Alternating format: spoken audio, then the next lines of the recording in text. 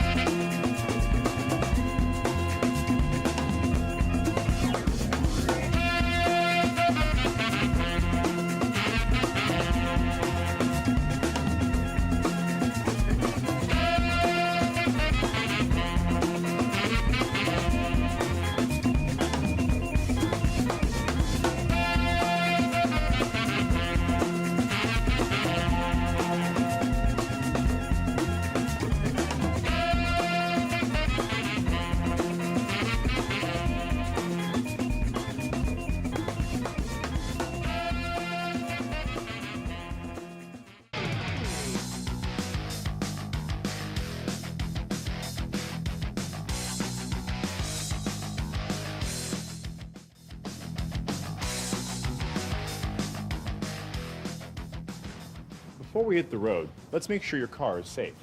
Why don't we get in?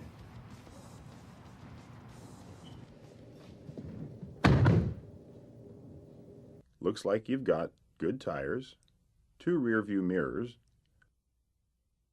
brake lights, front and rear turn signals, seat belts, an emergency brake, a horn, and a clean windshield with no obstructions or cracks. You need 2 more things. Gasoline and road map? That would help. But on the legal side, you need current registration and proof of insurance. On the safety side, you also need to be familiar with your vehicle. So can you show me your headlight switch, windshield wipers, front defroster, emergency hazard lights? And do you know your arm signals? Of course. There's right, left, and stop. Excellent. I think we're ready to go.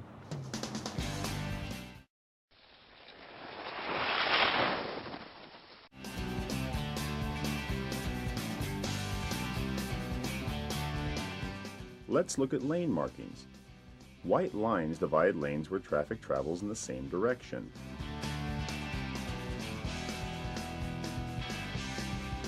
Yellow lines mean traffic travels in opposite directions. The type of yellow line tells you what you can or cannot do. One broken line means cars can pass in either direction.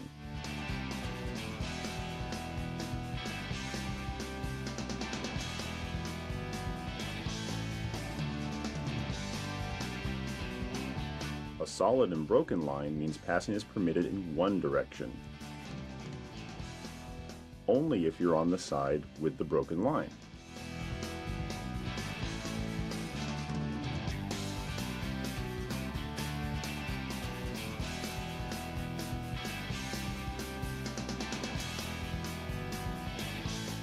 A solid double line means no passing in either direction.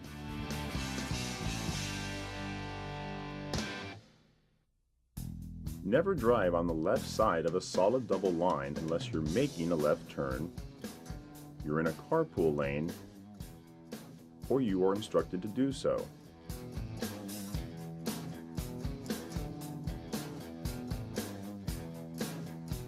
Double yellow lines are another matter. Consider them the same as a raised barrier. Never cross unless there is a designated opening. Let's say you're on a road that only has white lines. What does that mean? All traffic would be traveling the same way. It's a one-way street. Very good. Now, there are a few specialized lanes you should know about too. Bike lanes are generally for bicyclists or pedestrians if there are no sidewalks. Never use a bike lane unless you're about to make a right turn, enter a driveway, or to park if permitted. There are several types of carpool lanes. The markings tell you when it's legal to enter or exit. Check the signs to make sure you meet the occupancy requirements or have a special decal before entering.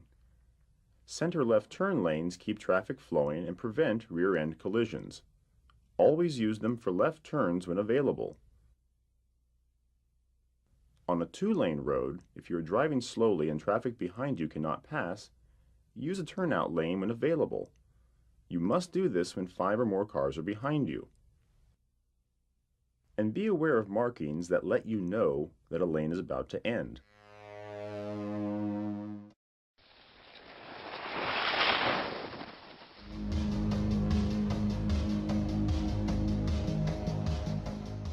There are 3 types of road signs. White regulatory signs are ones you must obey. They let you know how fast you can go, when it's okay to turn or not to turn, and when you shouldn't enter a street. Yellow warning signs tell about potential hazards up ahead. They let you know when cars may be merging into your lane, when there's a cross street or signal light ahead, or when you should slow down. Highway construction and maintenance signs are orange. Watch for highway workers and construction equipment ahead. There may be a temporary speed change, road or lane closure, or a hazard. Look for highway workers who may direct you to different driving lanes. Go slow, but don't stop to watch. Obey the flaggers. They may have you driving on the opposite side of the road. In many areas, traffic fines are doubled when you're driving through a construction zone. Informational or guide signs come in different colors. They make it easier to find destinations, points of interest, and important services. There are some really important signs that have their own unique shape to make them more identifiable. See if you can tell what they are.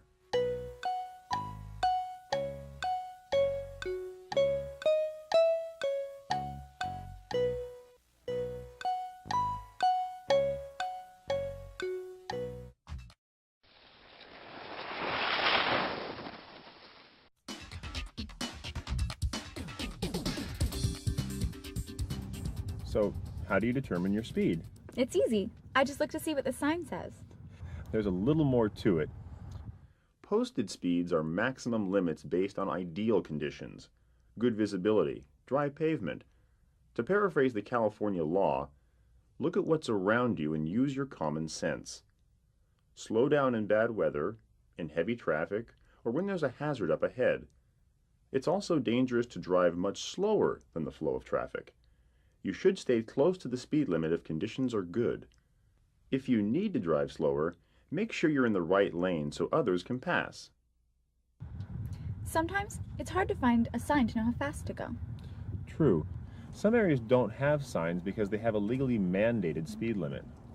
Residential areas, business districts, and school zones where children are present have a maximum limit of 25 miles per hour unless signs say otherwise.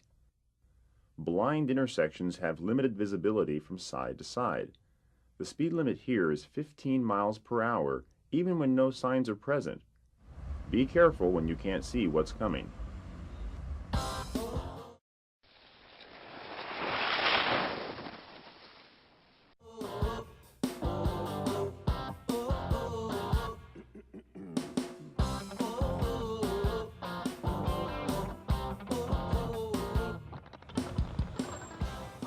Did you notice how I came to a complete stop? Very good. Now, who goes first? You would have to ask. It's not that hard. Most intersections use the same right-of-way principle. At an uncontrolled intersection, yield to any vehicle that is already in the intersection or that arrives before you. At T intersections, through traffic has the right-of-way. Always yield to pedestrians. At a stop sign intersection, again, yield to cars that are already in the intersection or that arrive before you. If two cars arrive at the same time, the car on the right has the right-of-way. Be sure to check if cross-traffic also stops. If it's your turn to go, take it. Being overly cautious slows traffic down. On the other hand, don't get upset if someone goes ahead of you when it's your turn. Just let it go. You know, these things are confusing. I'm not quite sure what to do. Roundabouts are like other intersections. When entering, give the right-of-way to any traffic already in the intersection. Also yield to any bicyclists or pedestrians. Hey, that was kind of fun.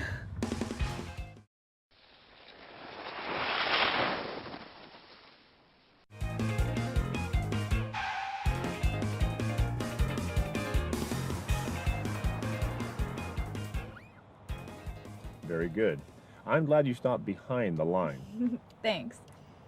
I'm not sure what to do at signal lights sometimes. There's a lot to watch for. Here are the basics. It's legal to enter an intersection on a green or yellow light. Yellow simply warns you that the light is about to turn red. When you see the light turn yellow, stop if there's enough time to do so safely. It's not legal to enter the intersection after the light turns red. When the light turns green, cross-traffic that entered on a yellow light may still be in the intersection. Wait until any vehicles or pedestrians are out of the way before you proceed. Besides signal lights, there are turn arrows. Green arrows indicate a protected turn. That means other traffic stops for you. After checking that cross-traffic and pedestrians have cleared the intersection, you can turn when the light is green. If there is no arrow, obey the signal light and wait for oncoming traffic to clear before proceeding. If you have a green arrow on a right turn, again, you have the right-of-way. You do not need to stop if the intersection is clear and it is safe to turn, even if the lights for the through direction are red. At most intersections, you can make a right turn on a red light after making a complete stop. Stop behind the line first, then slowly pull ahead to check for traffic. This is also true for multiple lane right turns. Be sure to remain in the same lane you start from. Sometimes you cannot turn right on a red light. Whenever there's a sign or a red turn arrow, wait for a green light before turning right. A few other things you should know about signal lights. Flashing yellow lights means slow down but don't stop. Watch for cars on either side and enter cautiously. Flashing red lights, or no lights at all, as in a power outage, are the same as a stop sign controlled intersection. Be sure you come to a complete stop and follow the same right-of-way rules. In congested traffic, make sure you can get all the way through the intersection before entering. You can get a ticket if you block traffic in an intersection after the light in your direction turns red.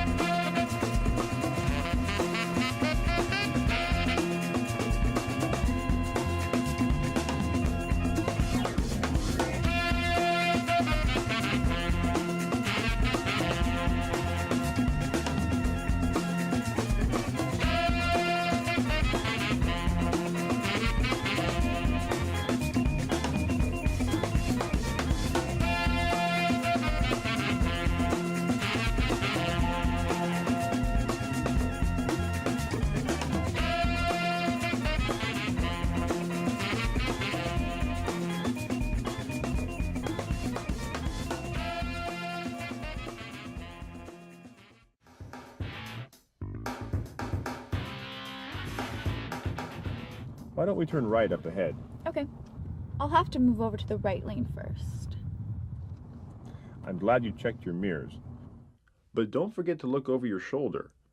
There's a blind spot on each side of the car that doesn't show up in the mirrors. To change lanes safely, put your turn indicator on first. Then, check your mirror in the direction you want to go. Next, look over your shoulder in the same direction. If it's clear, then ease over into the next lane. Follow this pattern every time you change lanes, including center turn lanes, bike lanes, leaving the curb, and merging into another lane when your lane ends. Whenever you make a lane change, traffic already in that lane has the right-of-way. And be sure to change lanes one lane at a time.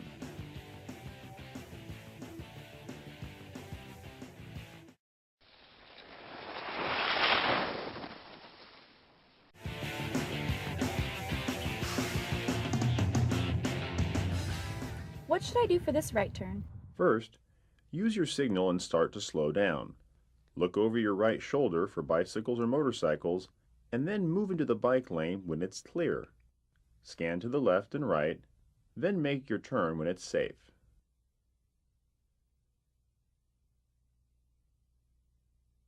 On left turns, signal, look over your left shoulder, and move into the left center turn lane first, if there is one. Then, make your turn when it's safe. If only one lane can turn left in your direction, you can choose any lane to end your turn in. If there are 2 or more designated turn lanes, then stay in the lane you started in. For right turns, stay in the lane you start in, whether there's 1 or more designated turn lanes. Oops, I missed the turn. Not a problem. Let's make a U-turn. Okay. I'm never sure when that's legal. There's a few do's and don'ts. Make sure you have good visibility to see traffic ahead of you. In residential areas or where signs are posted, you can make a U-turn anytime it's safe. Business districts and divided highways require you to be a little more selective. U-turns are okay in these areas as long as there's an intersection or a place to turn and no signs prohibit. In addition to places that are posted for no U-turns, it's also illegal to make a U-turn whenever you'd have to cross a curb, a strip of land, double lines, or when you're in front of a fire station.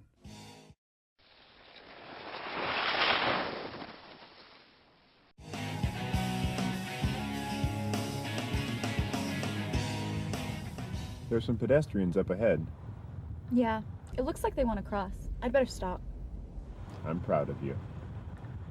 Pedestrians have the right-of-way at crosswalks and at intersections, marked or unmarked. If you see a person who looks like they want to cross, you should stop. Once they step off the curb, you must stop. And be careful when you see a car stopped at a crosswalk.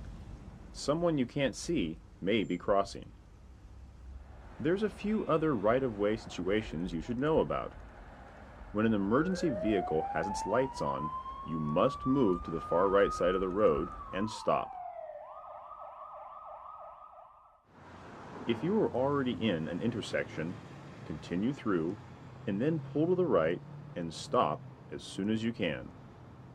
Emergency vehicles often use the wrong side of the road to continue, so stay stopped until it is passed. Then it's a lane change, so signal, check your mirrors, and look over your shoulder. When it's safe, pull into the driving lane again. School buses with flashing red lights mean that children are exiting the bus and you are required to stop no matter what side of the road you are on. If you are on the opposite side of a raised barrier, this does not apply.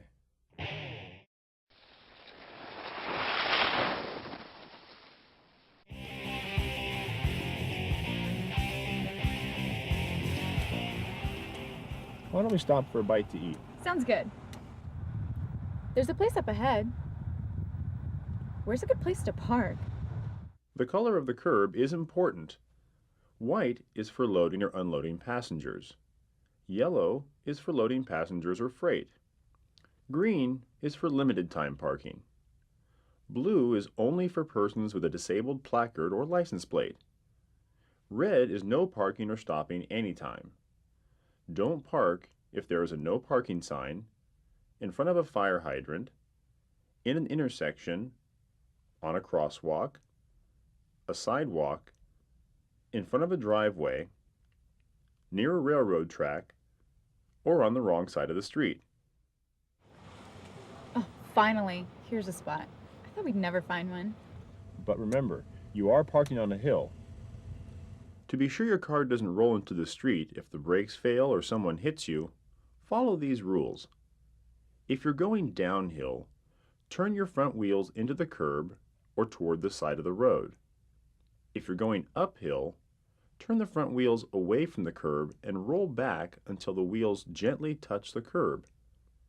If there is no curb, whether you're parking uphill or downhill, turn your wheels so the car will roll away from the center of the road. Always set the brake.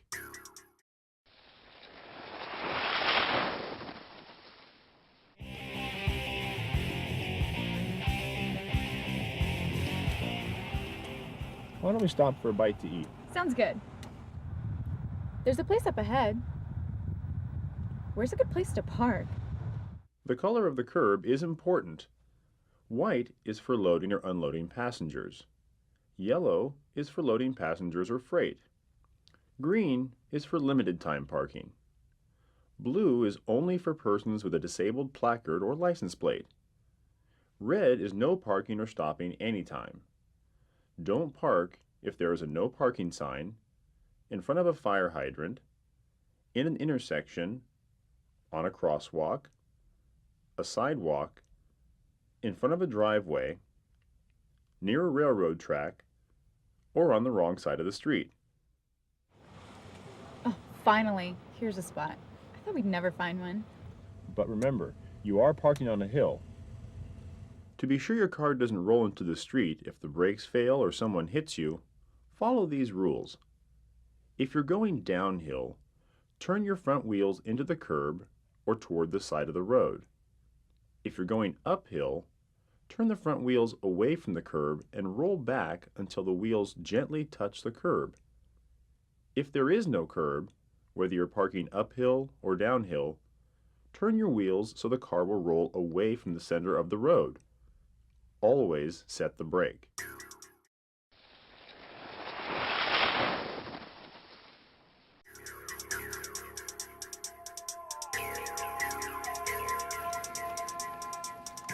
So, how's the strip coming? I'm just taking some notes so I don't forget anything.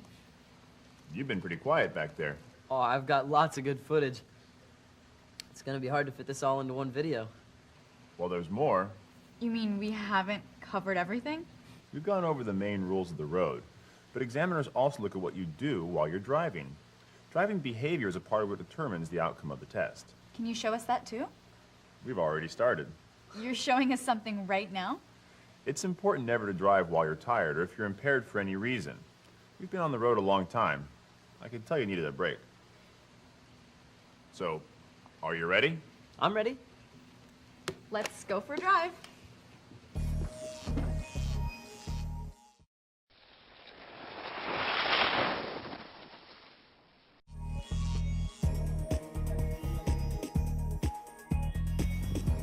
Scanning is one of the most important driving techniques. There are lots of things you need to be aware of. Pedestrians, lane markings, road signs, other vehicles, and hazards. Always look in different directions to see what's around you. Look for everything. Lane markings provide some information, but road signs are important too. Wow, there's a lot to take in. Makes me a little nervous. Don't worry. Good scanning actually gives you more control. You can be more confident that you have time to see what's going on and react quickly to changes. When you look ahead, look 10 to 15 seconds down the road. That lets you see potential hazards while you still have plenty of time to react. You're looking into your future while you still have time to do something about it. Looking side to side lets you know where other cars are around you. You never know when you might need a way out to avoid an accident. At intersections, check for side traffic. Just because you have the right of way doesn't mean that other people will always stop. And when you slow down, check to make sure that the person behind you sees that you're slowing down. If they don't, it's better to miss your turn than be involved in a collision.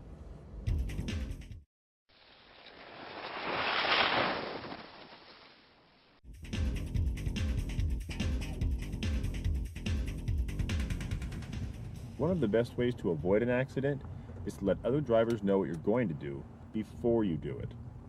Use your turn signals every time you make a turn, merge into traffic, change lanes, or pull out from a curb. Signal about 5 seconds ahead of time. When making a turn, be careful not to put your signal on too soon, especially if there's an intersection or driveway between you and where you're going to turn. Someone might think you're turning sooner than you really are. Likewise, don't pull out in front of a car just because its signal is on. It may be turning beyond you, or the driver may have forgotten to turn the signal off. Freeway merging can be difficult, or quite simple. The trick is to accelerate to match the speed of traffic that you're merging into. Be sure you signal, check your mirror, and look over your shoulder. Look for an open space. If you're going at or near the speed of traffic, it's usually not too hard to pull ahead or move back to merge into an open space.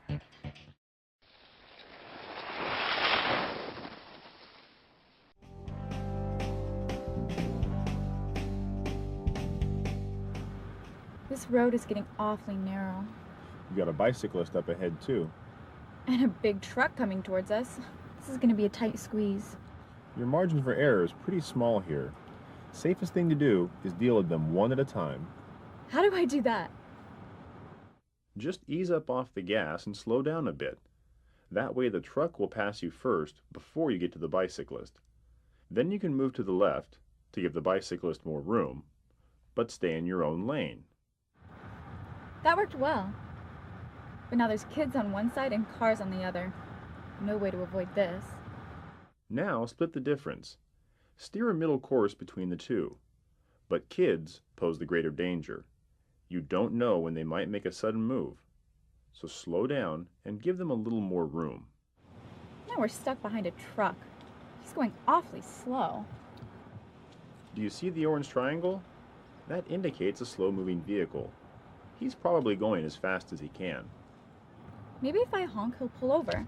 Not a good idea. It's only legal to use your horn to avoid an accident. Do I have enough room to pass? Passing is very dangerous. You need at least 1/3 of a mile visibility. If you can't see that far, always assume another car is coming. A slow-moving vehicle must pull over at the first available turnout if 5 or more cars are behind it. If you have any doubt about passing, it's best to wait. If you know there's enough space, make sure you signal, look in your mirrors, and over your shoulder before you pass. And make sure there's enough space between you and the car you passed before you return to your lane. When you can see both headlights of the car behind you in your mirror, then there's enough room to pull back over.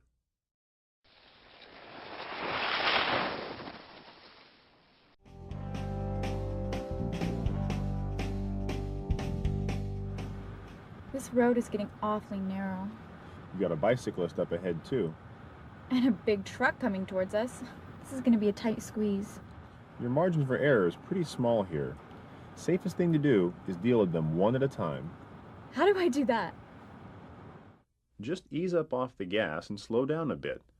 That way the truck will pass you first before you get to the bicyclist. Then you can move to the left to give the bicyclist more room, but stay in your own lane. That worked well. But now there's kids on one side and cars on the other. No way to avoid this. Now split the difference. Steer a middle course between the two. But kids pose the greater danger. You don't know when they might make a sudden move. So slow down and give them a little more room. Now we're stuck behind a truck. He's going awfully slow. Do you see the orange triangle? That indicates a slow-moving vehicle. He's probably going as fast as he can. Maybe if I honk, he'll pull over. Not a good idea. It's only legal to use your horn to avoid an accident. Do I have enough room to pass? Passing is very dangerous. You need at least 1/3 of a mile visibility. If you can't see that far, always assume another car is coming. A slow-moving vehicle must pull over at the first available turnout if 5 or more cars are behind it. If you have any doubt about passing, it's best to wait. If you know there's enough space, Make sure you signal, look in your mirrors, and over your shoulder before you pass. and make sure there's enough space between you and the car you passed before you return to your lane. When you can see both headlights of the car behind you in your mirror, then there's enough room to pull back over.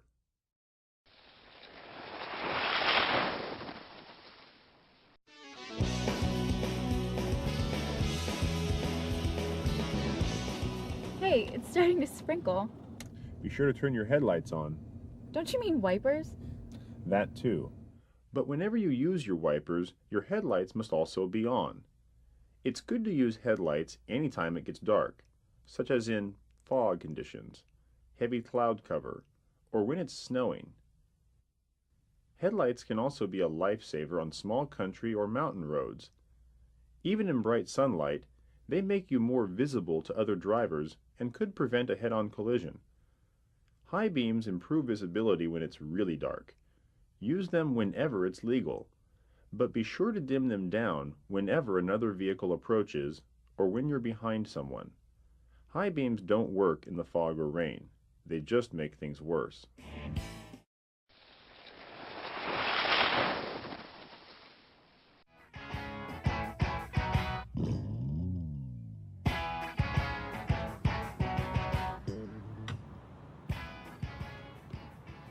Nice drive.